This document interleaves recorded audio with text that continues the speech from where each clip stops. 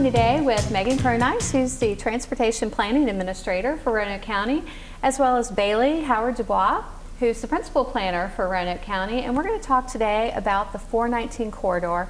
I know a lot of people have seen a lot of work going on there and over by a Tanglewood Mall. So we really want to let everybody know what's happening, give an update. So tell us, Bailey, what is the ultimate goal of the 419 improvements? Sure. So as you know, this is a 20-year plan. So we're looking at some short-term immediate projects that the residents will see right away. But we're also looking forward to a really dynamic, comprehensive new vision for the 419 corridor. And that will be a bikeable, walkable, mixed-use kind of more pedestrian-friendly area. So right now we're seeing some really cool new developments in businesses and restaurants, revitalization of Tanglewood. But we have a longer term vision for the whole area. Right. So there's a big future ahead for that whole corridor. And did you just receive a grant of some type?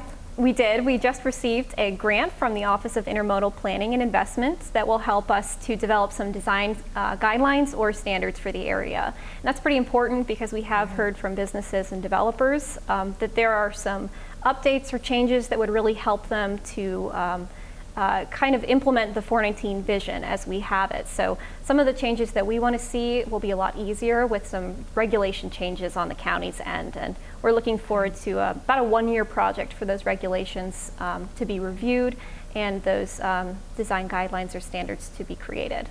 Since the Board of Supervisors approved the 419 plan in 2019, they've been extremely supportive of all of our planning efforts. In particular with the transportation projects that we've applied for, they've been supportive of all of those applications and future appropriations for that funding. Okay, great. And then Megan, talk about some of the infrastructure improvements that are going on along the corridor and kind of give us an overview of what's happening and what's to come. Sure. Well, there is a lot of construction on the corridor right now between Route 220 and Ogden Road, and that is a project that the county applied for 5 or 6 years ago in order to improve the pedestrian and bicycle infrastructure and the roadway. So we are creating a third lane between Ogden Road and Route 220 to help traffic move to that interchange. We are also installing sidewalks on both sides of the road, bicycle lanes on both sides of the road. We're putting in pedestrian crosswalks and signals at the Ogden and Elmview and South Peak Boulevard intersections. And then we are also consolidating 3 bus stops for Valley Metro into 1 bus shelter in front of Coppercroft Apartments. So that project will be complete by the end of this year. Okay, there is a lot going on over there for sure. And talk a little bit more about the transportation through there. You said pedestrians and bikers and what will all of that allow them to do? Well, what it will do is to help people who've told us through the 419 planning process that they don't want to get in their car to go everywhere. They want to be able to walk and they want to be able to bike. They want to leave their car at home. So we do have another project that is preliminarily funded to extend those improvements from Ogden out to Starkey Road along 419. That'll be a longer term process. It'll be several years in the future, but we have a funding and foundation set for that project. We're also working on improving Fallowwater Lane Extension, which is the road up to Chuck E. Cheese. That construction will start later this summer, and that will upgrade a private driveway to a public road along with sidewalks as well to access property that is available for additional housing up on the hillside. The other project that we have that's moving forward is a diverging diamond interchange at Route 220 and Route 419. And that was also funded a few years ago. And there's a public hearing, a virtual public hearing that is planned for June 29th that VDOT will be holding for the community to be able to review the materials and then comment on the plans for that project. Okay, great. And I know funding is so important. Bailey mentioned the grant.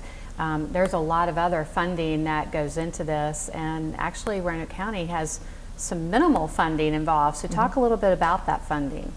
Sure. We've been very pleased to have about $48 million on all of these projects combined. So we've worked hard with our partners at VDOT and with the Regional Commission and our Transportation Planning Organization to be able to put funding on these projects through a variety of state and federal sources with some local money. And we're very pleased to be able to move forward with some really great projects to implement the 419 Town Center Plan. Right. We're very fortunate that I know you two work so closely with these other organizations to ensure that that funding is there. So all to the benefit of the citizens, for sure. Bailey, talk about the construction going on at Tanglewood Mall. I think people will see a lot happening over there. Sure. So speaking of partnerships, our economic development staff work really closely with the mall owners.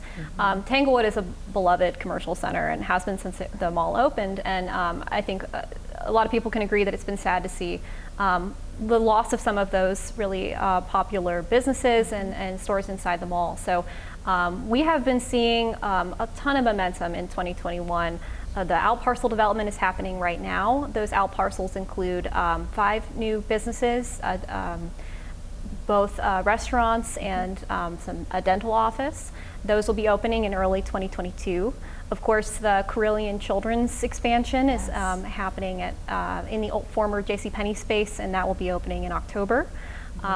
And we're looking forward to some more announcements about other retailers coming to Tanglewood. Michael's, of course, has opened, and some other shops. So that's been exciting. Every week we're looking forward to a new announcement and crossing our fingers to hear what's coming next. Right.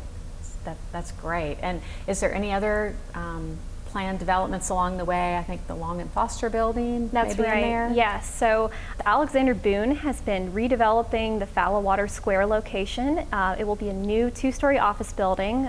It's the future home for Long and Foster, and there is currently 6,000 to 8,000 square feet of retail space still available in that office space. Okay. All right.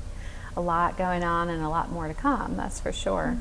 And also, Megan, we talked about, or you mentioned the interchange going on 220, and is there any timetable of when that may begin or how long it may last, or give us a more update on that? Well, the stage the project is in right now is preliminary engineering, where VDOT is working on the design.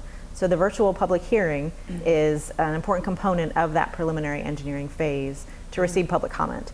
So once that comment is received, they will be able to start moving towards the right-of-way phase, where they obtain any necessary right-of-way that may be needed and relocate utilities, and then they'll move into construction. And they anticipate that will be about 2024, with about a 2-year time frame for construction, so wrapping up in 2026.